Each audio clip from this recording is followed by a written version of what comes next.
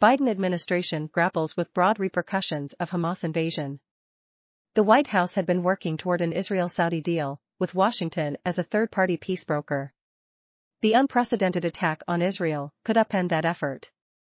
The Biden administration moved quickly into crisis mode Saturday in response to Hamas's surprise attack against Israel, condemning the terrorist assault from Gaza and reiterating rock-solid U.S. support for Israeli security in public statements and calls to officials in Jerusalem. The United States stands with Israel, President Biden said in brief remarks after he phoned Israeli Prime Minister Benjamin Netanyahu. We will not ever fail to have their back. We'll make sure they have the help their citizens need so they can continue to defend themselves. Israel has the right to defend itself and its people. Full stop. A somber Secretary of State Antony Blinken stood at Biden's side as he spoke. Blinken and other top officials gathered at the White House as the situation developed with incoming video of exploding buildings and captured Israeli soldiers. CIA Director William J. Burns canceled a scheduled talk at a security conference on the Georgia seacoast to stay in Washington to help provide support to the president and national security discussions as the crisis in Israel unfolds, a CIA spokesperson said in a statement. Among a flurry of administration calls, Biden spoke with Jordan's King Abdullah II, Blinken with his Saudi and Egyptian counterparts and Palestinian Authority President Mahmoud Abbas, and Defense Secretary Lloyd Austin with Israel's defense minister. We are in deep talks with the Israelis about some of their particular needs as they respond to this, a senior administration official said, speaking on the condition of anonymity under White House-imposed rules. The official, who declined to address any specific assistance, noted the potential difficulty of passing supplemental funding for aid to Israel while the House of Representatives is without a speaker. But beyond the outrage and reassurance, administration officials and regional experts struggled to understand how Hamas's preparations for such a massive attack, with thousands of rockets raining down on Israeli cities and simultaneous assaults by gunmen crossing into southern towns and villages, could have escaped Israel's vaunted intelligence and defense apparatus. While the United States had a general concern about rising tensions in the West Bank, it had no specific warning or indication of any Hamas action at the level of sophistication of what transpired, the senior official said. Perhaps more important for the administration was what the shocking invasion could mean for U.S. efforts to forge a normalization accord between Israel and Saudi Arabia, a goal that has become one of Biden's major foreign policy priorities. It's way too early to tell, said Tom Nides, who served as Biden's ambassador to Israel until July. I think given the current state of events, amid reports of hundreds of Israelis dead and wounded, Hamas's claims of holding dozens of military and civilian hostages, and Israel's retaliatory airstrikes inside Gaza, we've got to get through this first before we can even see if we can put Humpty Dumpty together again. This is going to be weeks if not months of a really complicated period of time for Israel and its security, until we understand the enormity of this tragedy, Nides added, calling it a huge setback and probably the most severe terrorist attack that has ever happened in Israel. As part of high-level negotiations, Blinken was due to visit both Israel and Saudi Arabia this month.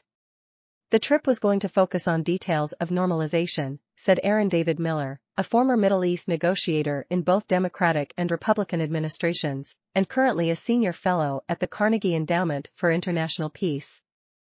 It's now crisis diplomacy, Miller said.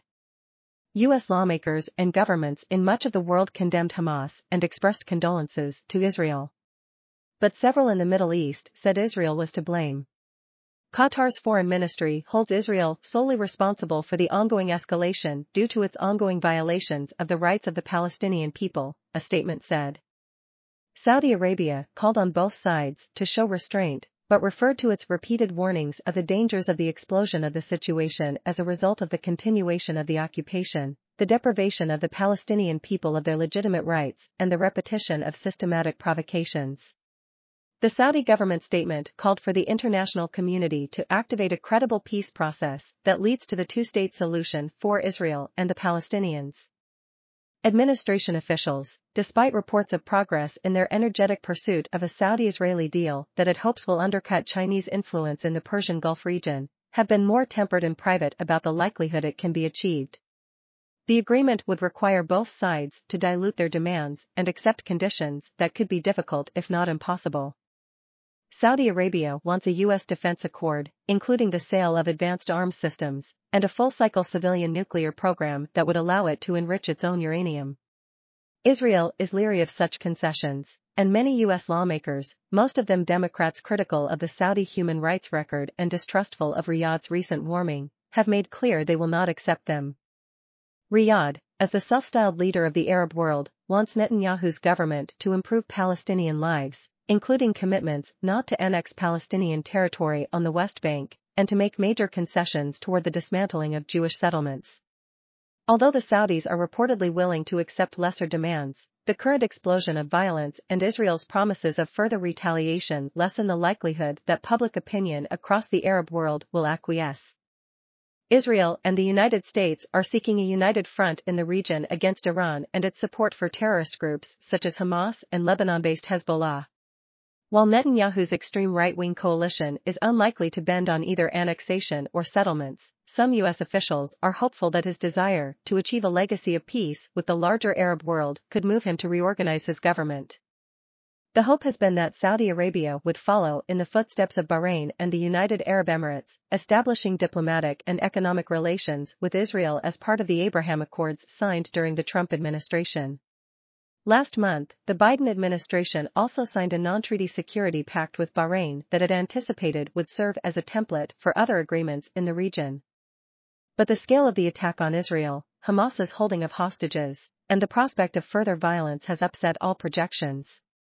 If the upheaval continues as previous, albeit smaller, incidents have, the most likely scenario is an Israeli attack on Gaza that lasts for a while, with a significant amount of death and destruction, said Jonathan Panikoff, a former deputy national intelligence officer for the Near East and now director of the Scowcroft Middle East Security Initiative at the Atlantic Council.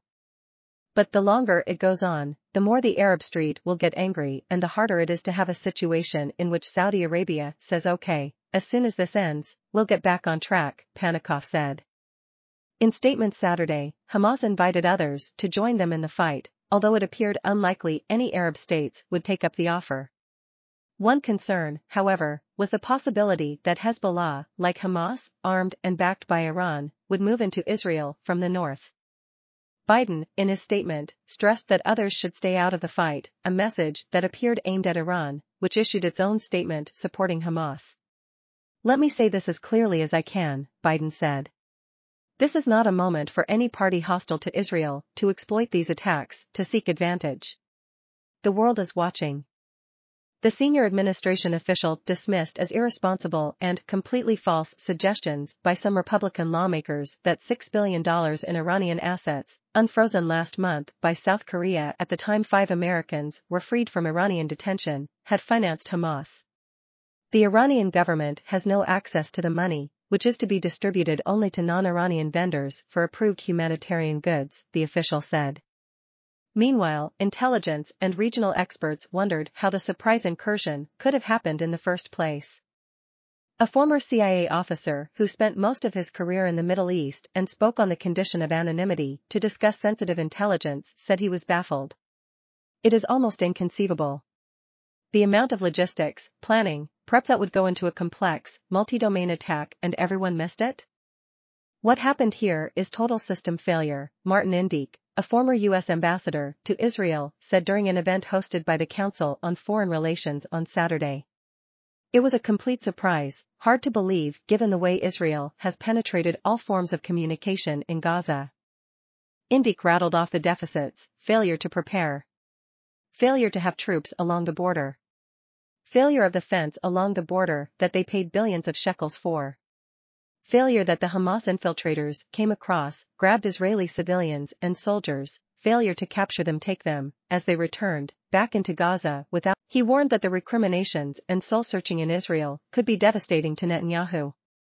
The intelligence failure, combined with the sense that this was a dysfunctional government of the far right that placed greater emphasis on protecting settlers in the West Bank than it did on protecting the kibbutzniks on the border with Gaza, has the potential to be explosive politically in Israel. The unprecedented blitzkrieg nature of the Hamas assault and the fact that Israel was caught sleeping make this attack different, Bilal Saab, head of the Defense and Security Program at the Middle East Institute, said. But ultimately, the result will not be that different from past episodes. Innocent civilians will die, so will the idea of peace. Saudi-Israeli normalization seemed close for a moment, but after this, thanks to Iran and its Palestinian ally who never miss an opportunity to spoil, it's doom and gloom in the region all over again, Saab said. Kevin McCarthy's election machine in limbo as GOP seeks new speaker. The deposed speaker spent 15 years building the political operation that won back control of the House in 2022.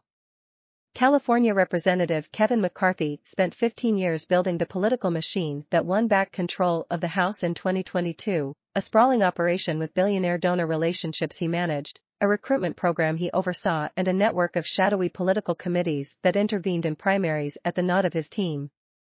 After only 269 days as House Speaker, the fate of that operation is now in question, raising concerns among Republican strategists and members of Congress about their ability to hold or grow their majority next year.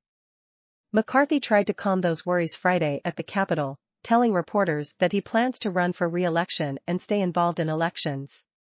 He did not state any preference on his successor, calling the two leading contenders for the job, Majority Leader Steve Scalise, Republican, Louisiana, and House Judiciary Chairman Jim Jordan, Republican, Ohio, good friends. We'll keep the majority. I'm going to help the people I got here, and we are going to expand it further, McCarthy said. Effective control of the biggest electoral institutions that fund Republican House campaigns, like the Congressional Leadership Fund and the National Republican Congressional Committee, is certain to pass to his successor. But the relationships that drive their bank accounts are not certain to follow, nor are the less well-known operations that support both groups in the shadows of campaign finance regulations. CLF, the centerpiece of House Republican efforts, has grown increasingly dependent on just a few donors in recent years, mostly billionaires who are driven to give more for ideological reasons. The group raised at least $88.5 million last cycle from just 8 families and millions more from McCarthy's own California donors.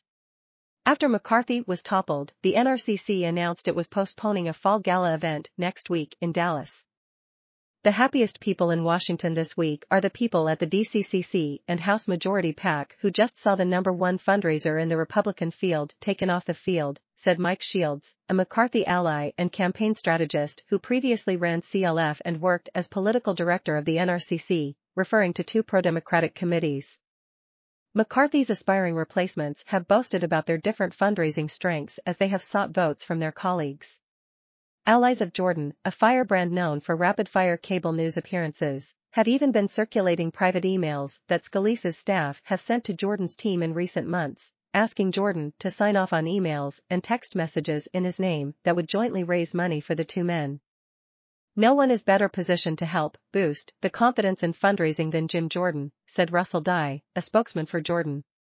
He's the only person who can communicate with both the grassroots and the mega donors. Scalise has pushed back with a memo from his team calling him a fundraising powerhouse with $170 million in lifetime fundraising, including 413 days of travel time. While Kevin's fundraising was unmatched, Steve Scalise was easily the second most prolific fundraiser for the conference, said Representative Tony Gonzalez, Republican, Texas, who was backing Scalise for Speaker. But no one has argued that the transition will be painless. Donors and some Republican operatives have expressed concerns over whether the next speaker will remain as aggressive as McCarthy is in promoting candidates who can win swing seats or as ruthless as he has been in intervening to try to stop less electable or more disruptive candidates in Republican districts from making it to the House floor. Groups connected to McCarthy spent millions to defend incumbents against far-right challengers in primaries, sometimes using spending vehicles that were designed to conceal the identity of donors. They also weeded out Republican candidates that they thought did not belong in Washington, even if they could have won office. McCarthy allies were involved in 2022 in raising money for a group called Results for NC that helped to defeat one of McCarthy's own members, Representative Madison Cawthorn, Republican, North Carolina, after the freshman lawmaker infuriated his colleagues by talking on a podcast about seeing cocaine use in Washington and being invited to sex parties. Other groups, with names like American Liberty Action and the 1854 Fund, were deployed to take out the primary campaigns of Anthony Sabatini, a Florida friend of Representative Matt Gaetz, and former New York State Party Chair Carl Palladino, who suggested in a 2021 social media post that Nazi dictator Adolf Hitler is the kind of leader we need today. CLF, under the guidance of McCarthy's team, intervened in a Florida primary to help defeat Laura Loomer, a political activist who has described herself as being pro-white nationalism and a proud Islamophobe. CLF also spent heavily, through vehicles that were difficult to track, in a failed effort to defend Representative Jamie Herrera Beutler, Republican, Washington, a supporter of former President Donald Trump's second impeachment. After she lost, Democrats were able to pick up the seat on the southern Washington state border. Dan Constan, a McCarthy advisor who runs CLF, said in a statement after McCarthy's ouster that the group remains laser-focused on our mission of holding radical Democrats accountable, protecting our vulnerable incumbents, and expanding the House Republican majority. But no one knows whether the next speaker will have the power or will of McCarthy to be as aggressive in primaries. His hardline opponents in the House have long demanded that these interventions stop. Before McCarthy was elected Speaker in January, Constan agreed to a small concession, that CLF would not involve itself anymore in open primary contests in safe Republican seats. That agreement did not rule out intervention by other groups that worked with McCarthy's team. At a news conference after losing the speakership, McCarthy suggested he could become even more involved in shaping primary campaigns, even if it meant that he was working independently of leadership. Both McCarthy and his allies have made clear their anger at the 8 Republicans who voted to end his speakership. "I told the conference I am a free agent now, aren't I?" McCarthy said, in a thinly veiled warning of possible retribution. "I think I am pretty good at electing people." Whatever he does, the playbook for the 2024 House elections must now be worked out on the fly, in the middle of an election season. Democrats have been crowing, in public and private, in recent days about the confusion that McCarthy's absence could create, including the possibility of more retirements and recruitment challenges. McCarthy famously tried to be all things to all people, and while that was his undoing as Speaker, being a bridge between MAGA world and ultra-wealthy donors made him a good fundraiser, said Tim Persico, former executive director of the Democratic Congressional Campaign Committee. "I doubt any of the heir apparents have those relationships, and trying to replicate decades of work in a few months is damn near impossible." Neither Scalise nor Jordan comes close to McCarthy in the depth of donor relationships or electoral experience, according to Republican strategists. With a donor network he built in the California State Assembly, McCarthy created the Young Guns program during the 2008 cycle, traveling the country to promote a new generation of House candidates. In the 2010 cycle, that program became the name of the NRCC's recruitment program, which McCarthy ran during a cycle that returned a Republican to the Speaker's office. He has remained integrally involved in the effort ever since. For more than a decade, McCarthy traveled the country at nearly every congressional break, meeting with prospective candidates and golfing with billionaires. His annual August donor retreat in Jackson Hole, Wyoming, inherited from a similar event hosted by former Speaker John A. Boehner, Republican, Ohio, became a marquee forum for young politicians to meet the donors who would fund their campaigns. McCarthy also created a joint fundraising program, first called Take Back the House and now called Protect the House, that allows wealthy donors to give hundreds of thousands of dollars at once, with the money split up to support the candidates most at risk of defeat.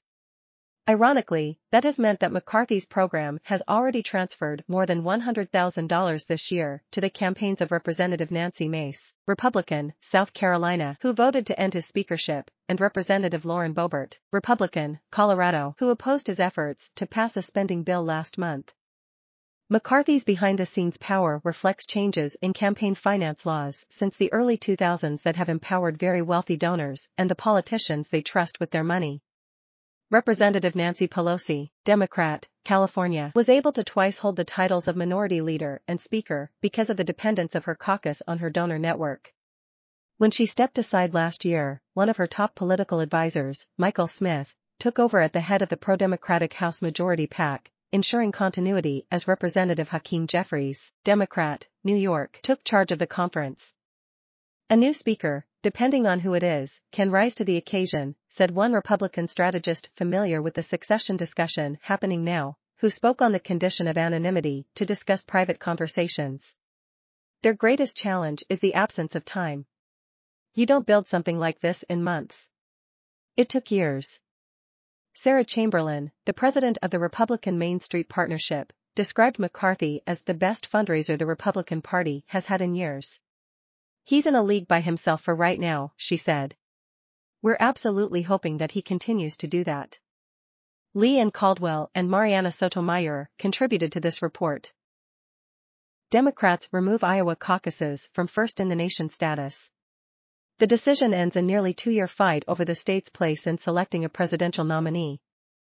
St. Louis, the Democratic Party officially dislodged Iowa from its prized status as the first state in the presidential nominating process Friday, approving the state Democratic Party's plan to release their results on Super Tuesday next year. The decision ends a nearly two-year fight over Iowa's place in selecting a Democratic nominee, which resulted in a complete overhaul of the calendar. President Biden and his aides elevated South Carolina to the first spot, followed by New Hampshire and Nevada a week later, and then Michigan. The original plan called for Georgia holding a primary just before Michigan, but Democrats in that state were unable to move up their date because of Republican opposition. The approval Friday moves Iowa out of the early window of the presidential nominating process, but the Democratic National Committee's Rules and Bylaws panel did not resolve outstanding issues with New Hampshire, which has a state law mandating that it hold the first presidential primary. New Hampshire has refused to relinquish its spot to South Carolina, setting up a conflict with the National Party, and members of the DNC Bylaws Committee warned states Friday about potential sanctions should they not abide by the order adopted by the National Party.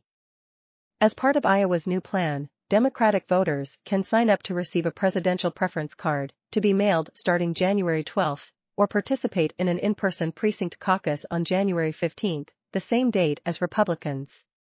The party will not release the results of their mail-in caucus until Super Tuesday on March 5, and any cards postmarked on or before that day will be accepted. That plan received conditional compliance from the DNC Bylaws Committee Friday at the National Party's fall meeting in St. Louis. Iowa Democrats, however, are holding out hope that they can return to the early window for the 2028 presidential nominating process. I am pleased to have repeated reassurance from the co-chairs and this committee that the presidential nominating calendar discussions will once again be opened up for 2028, where I expect Iowa to compete strongly for a significant voice in the selection of the Democratic nominee as we have for years, Rita Hart, the chair of the Iowa Democratic Party, wrote in a letter to the committee. Mignon Moore, the co-chair of the Rules and Bylaws Committee, confirmed the DNC intends to review the presidential calendar again for 2028. In New Hampshire, officials have long given Iowa significant leeway to go first because its caucus process differs in important ways from a primary election, though there were some concerns that Iowa's revised plan could have triggered New Hampshire to jump earlier and create chaos in the coming months of the Republican primary campaign. While I am not yet ready to set the date of the New Hampshire presidential primary, the news out of Iowa as to how the Democrats plan to conduct their presidential nominating event is positive in terms of preserving the traditional positions of the Iowa caucuses and the New Hampshire presidential primary, New Hampshire Secretary of State David Scanlon, Republican, said in a statement.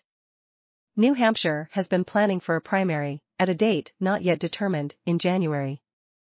The status of Iowa was imperiled in 2020 after a botched caucus process, which delayed reporting of results and infuriated party leaders who were already dismayed by the state's dearth of racial diversity, the rightward drift of its voters and the leftward drift of its Democratic caucus goers. Biden lost the state to Donald Trump by 8 percentage points in 2020, after coming in a distant fourth in the Democratic caucuses. Iowa Republicans have been concerned that Democrats could force changes to the caucus date, leading to a breakdown in the relationship in between the two state parties, which have a history of coordinating to promote Iowa's first-in-the-nation caucuses. Constant and repeated attempts to thwart Iowa's cherished first-in-the-nation caucus is nothing new, Jeff Kaufman, chair of the Iowa Republican Party, said in a statement.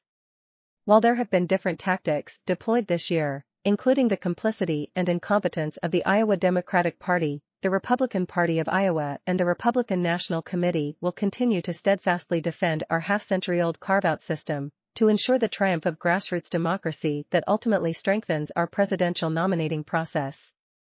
Scherer reported from Washington. Court picks Alabama congressional map likely to mean Democratic gain.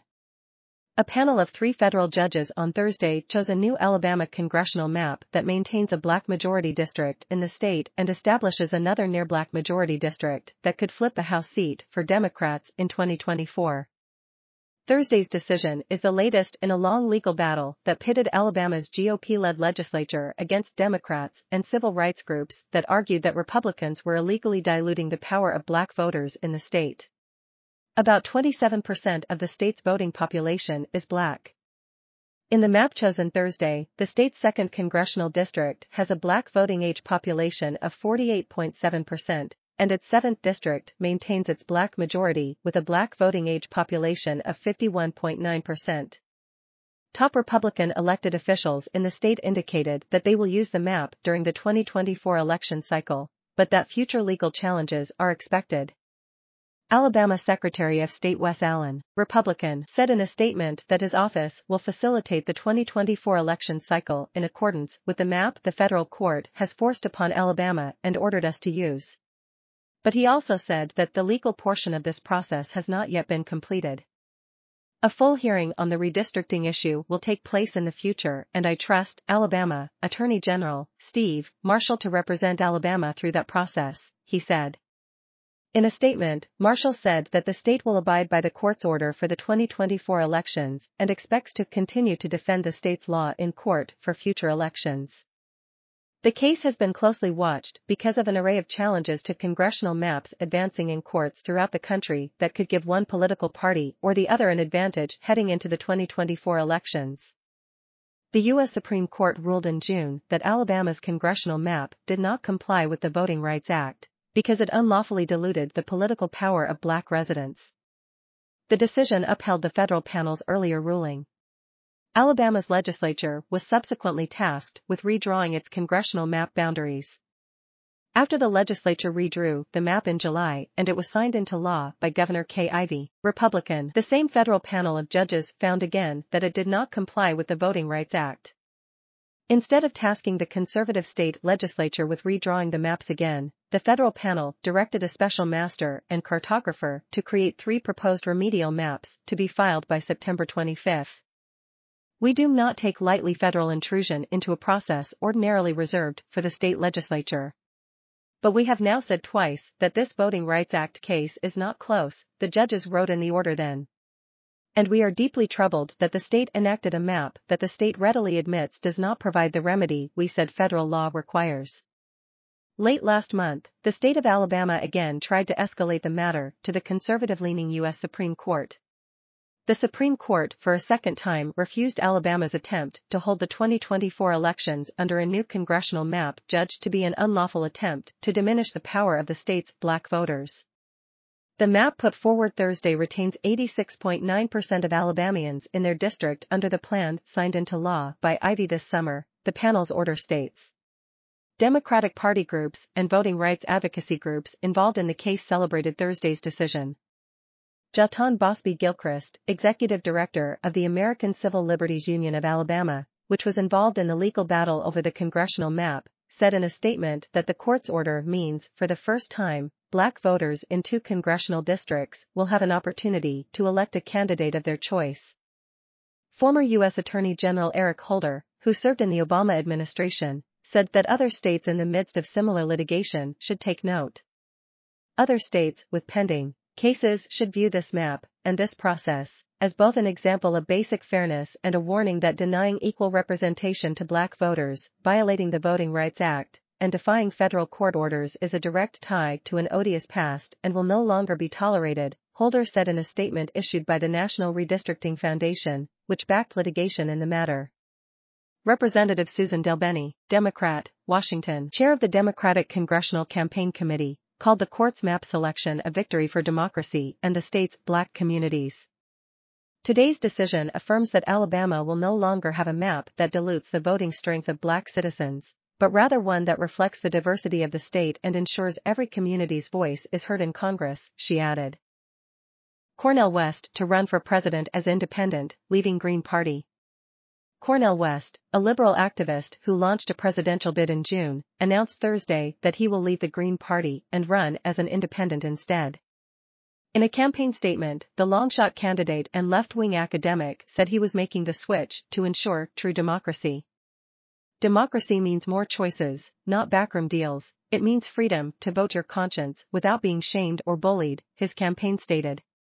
As Drive West's campaign for president grows, he believes the best way to challenge the entrenched system is by focusing 100% on the people, not on the intricacies of internal party dynamics. This is the second time West has changed his mind about how he will approach his campaign. When he launched his effort, West said he would run for the People's Party nomination, then abandoned that strategy to focus on the Green Party, which already had greater ballot access. As an independent candidate, West will have to do the work to get on the ballot in the District of Columbia and the 17 states where the Green Party now claims to have ballot access for 2024. But it also means he will not have to participate in the internal Green Party nominating process, which West had become concerned would distract from his efforts to take his message to voters. The two parties who have a monopoly on American politics because state legislatures make the rules have created an onerous and what they want to be impossible process, West campaign manager Peter Dow said in an interview Thursday. From our perspective, one of the fundamental focus points of this campaign is to actually embrace true democracy. True democracy is choices. West held a fundraiser this week in Washington, where he made no mention of his impending decision to leave the Green Party. Some in attendance at the fundraiser wore Green Party items, so it is unclear whether his supporters were aware he was considering a switch to running as an independent. Robert F. Kennedy Jr., who is mounting a long-shot challenge to President Biden in the 2024 Democratic primary, has suggested that he is considering a pivot to a third-party campaign. Self-help guru Marianne Williamson also is running as a Democrat. Despite some trepidation over Biden's strength as a candidate, Democrats have largely coalesced around his re-election campaign, and many have criticized candidates including Kennedy, Williamson, and West for possibly siphoning votes away from Biden and ultimately allowing the Republican nominee to win. There is no third-party candidate that will win this election. That has never happened in the history of this, and it ain't going to start in 2024, Jamie Harrison, the chair of the Democratic National Committee, said in July. And so, we've got to stay focused on the fight that we have ahead, and at the threat that we see to American democracy, and that's the extremists coming out of the Republican Party. On the Republican side, former President Donald Trump is leading a large field of candidates seeking the GOP presidential nomination. Colby Itkowitz contributed to this report.